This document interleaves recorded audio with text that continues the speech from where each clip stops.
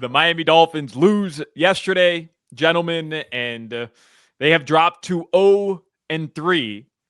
The Zach Sealer roughing into the punter penalty was a backbreaker, and then Tua throws the game-sealing interception. Technically, the Dolphins could try to get a stop, but you just knew that wasn't going to happen, and that is all she wrote. Dolphins dropped to 0-3 on Thursday Night Football. No one saw that coming, right? None of us had. As bad as some of you thought the Dolphins were going to be, none of us thought 0-3 was a possibility. No. Not in a million years. Like I thought there was no way they lose to the Colts. They got embarrassed by them.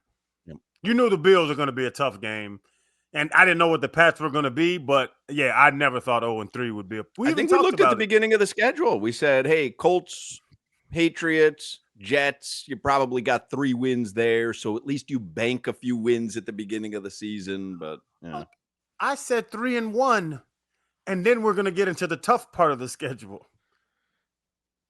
Well, I actually think it's kind of easy coming up, isn't it? I mean, I say that, with a grain of salt because all the teams looking at the Dolphins on their schedule are saying, "Oh, it gets kind of easy here. We play the Dolphins."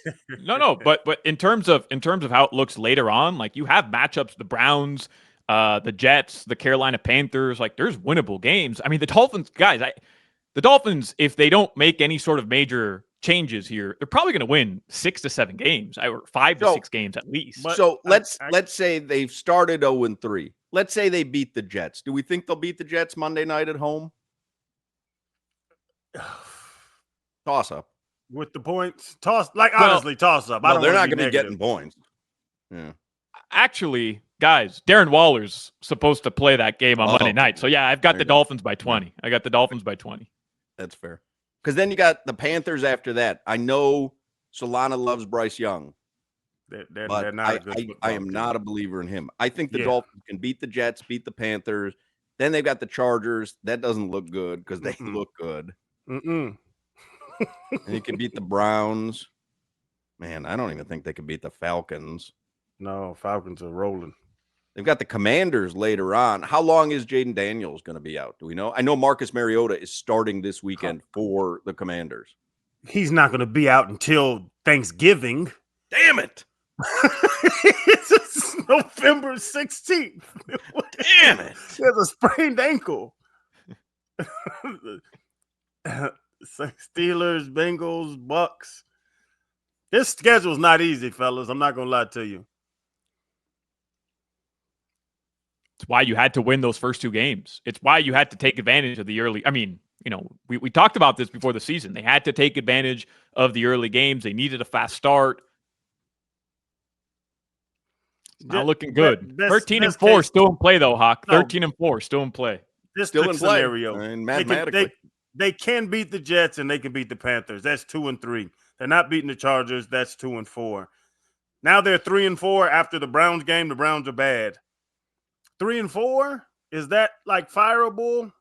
That's what we have to do that now. Well, it's 3-4 with zero hope of ever beating a good team. So I don't think there's much. I just don't think there's much that can happen this season unless you believe that there's going to be this miraculous turnaround. Do you see any way towards the end of the season that they compete with Baltimore or Buffalo when Buffalo comes to town? No, but you guys, you're taking away Crowder. You're leaving that game yesterday saying they've got to make a change at head coach. I'm not trying to defend Mike McDaniel here. I'm not trying to defend. I just don't think he's going to last beyond this season because I don't think there's going to be enough this season. I'm telling you, last night was the first night that I sat on the couch and smiled at the game plan that Mike McDaniel called. Like I felt good about it because I really like him. And I've enjoyed rooting for him for 3 seasons. And so, that felt good to me last night. Because we were talking about lack of culture, losing the locker room, players quitting on him. Hawk, you mentioned after New England, didn't look like a team that quit on him. And yesterday, bottom line, and again, Mike McDaniel, I agree, shouldn't make it past this season. I think we've seen the body of work. But, man, I came away from that game yesterday saying Mike McDaniel put his team in a position to win, coached a great game yesterday against a team that's owned him, and his captain on the defensive side of the football let him down, and the highest paid player, the face of the organization in Tua Tagovailoa, let him down. It wasn't Mike McDaniel. I don't know how anybody could leave that game saying they've got to fire Mike McDaniel. Alana, I love, who was it, Kyle Long that said this? The organization, whatever he said, it's not just Mike McDaniel. It's a bigger. You brought up the captain. You brought up Tua. Is Tua the guy? Because they were roasting Tua on the broadcast. Is Tua the guy? You paid Sealer. You've paid all these people. Are they really the people to put you in position? That's a Chris Grier thing of the decisions made on the roster.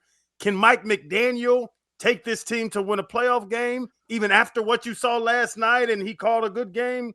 He hasn't won a playoff game yet. Also, you'd have to ignore what happened game 1 and 2 and only start judging him what happened last night, which isn't fair either. No, but that's my point. Like, hey, I think everybody is on the same page at this point. I think after week 1, this core, this window is long gone. Like, you have to total reset. And I'm not saying, get rid of every player on the team. I think there's some young, decent talent that you want to build around.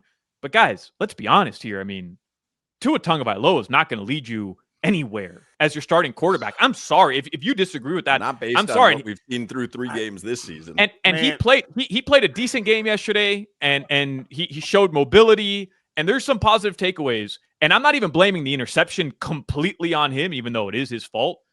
But like this team, this roster build is done. It's cooked. And I think you have to clean house at the end of the season. I'm just not saying, hey, right now, the fix is firing Mike McDaniel, because what does that do? You're taking away your play caller who yesterday called a great game. I don't understand how that fixes anything in the short term. I just don't think that if they start 0-4 and they've lost to every team in their division, that there's much hope for him to control the locker room and the team and whatever. Like, it just is what it is. You could say, oh, he's gotten precipitously better from week 1 to week 4. Oh, they're starting to get it. But it's like, what are you doing? The thing with Tua, and I don't know if I'm getting caught up, and the philosopher Denzel said, if you have no information, you're uninformed. If you have all the information, you're misinformed. So this morning, I went down a Tua wormhole of this video that everybody was playing with the Brants and the what's his name, Baldies and Achos and they were showing more than the interception on Tua. So I might be misinformed by watching this for 2 hours this morning, but Tua, he might not be that dude that's going to win that playoff game. It certainly doesn't look like it. Yeah. Might. Solana, I've been arguing this. I'm giving you some credit, but I don't want to agree with you because it always backfires on me.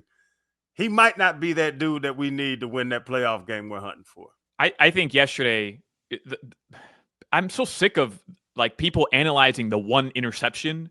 Like if it proves anything. Oh, look, Tua can't read a deep. Like Tua literally completed that pass last week against New England. The Buffalo Bills middle linebacker saw the tape, recognized how the Dolphins came out, lined up, and he knew exactly where the ball was going, but also the offensive line. I mean, something that really bothered me, and it goes back to Mike McDaniel, Keon Smith yesterday started at right guard. Started at right guard last week as well. The Dolphins were rushing the football. They looked good. And I'm not saying he played great. We'll have to look at how he graded out. But they replaced him with the backup center in Brunskill. Why? That's the guy who literally got embarrassed. And on that interception, Tua has a 350-pound guy running straight at his face. He had to get rid of the ball quickly. I hate the overanalyzing of one play. Bottom line, the offensive line, the right guard got blown up, Brunskill. Tua had somebody in his face. He had to get rid of the ball quickly. And the middle linebacker, Crowder, just made a good play. Made a great read, studied tape, and knew where the ball was going. Tua makes that throw a million times. That specific play shouldn't tell anybody anything other than Tua in the clutch, not so great. Dolphins offensive line, trash. Body of work, though, guys. Come on. What are we doing here? Tua's a good average quarterback. He is not elite. Period. End of story. And he'll never be elite. Better than average before this season. He was better than average. Oh, I'm not. He's a starter. He's one of the best 32 quarterbacks in the world. Mm-hmm. But can Tua get to the guys' names we bring up? Lamar's and Burrows and even Herbert is looking amazing this season. Yeah. Has Tua hit his ceiling? I think so. I started feeling that way last night. Yes. Because even during a good game, you're not just overly impressed by these passes he's making. His passing yardage was anemic. Even though he was having a decent game and they were in it at Buffalo, the yardage was anemic. 8 for 11 for 81. Huh? I mean, that's not a guy that you pay that much money to. Like that's what you get from someone who you're using as a Band-Aid for a season or two, and hey, don't hurt us too bad. But there are guys. Watch Josh Jake Allen. Browning. Jake Browning now starting for the Bengals. Watch his numbers. Yeah, and he's not. I don't. Yeah. They're not going to be impressive, but they're going to be. He's going to throw for 2 something. But really quickly, because I know we're up against it. I get what you're saying about the yardage. That's frustrating. But there's guys like Josh Allen. He can go out there and have a game. For example, last year against the Dolphins, he averaged less than 200 yards passing. He didn't need to pass. But then when the game is down to the wire, late in that fourth quarter last year in Buffalo, he made plays. I don't care if Tua has 500 yards or 44 yards. But at the end of the day, in the clutch, you have to perform. That's when you have to turn on the lights, Hawk, and go and get your team in a position to win the game. And for 2 straight weeks, when the season looks like it's totally lost, he threw an interception. That, I don't focus on like the stats. Josh Allen, though, when he's got anemic throwing yards, he's still going to have 45 yards rushing and, for sure, 2 scrambles win for you the first game. downs. Like he's going to win you the game. Listen, man, we haven't brought it up. The underhand pitch touchdown to the you're. Oh my God, you're little babying us. I do that in the backyard. He was toying with that defense, toying with them. That was unbelievable. I jumped off my couch. Man. What is it called, Solana? Glazing? I didn't want to glaze today, but it was some impressive things done last night. That's why Tua was glazing him right before the game. Yeah. It's like, I do everything I can do. Yeah. All right. Canes tomorrow. That's the big headline, obviously. And the Dolphins are off until the following Monday night.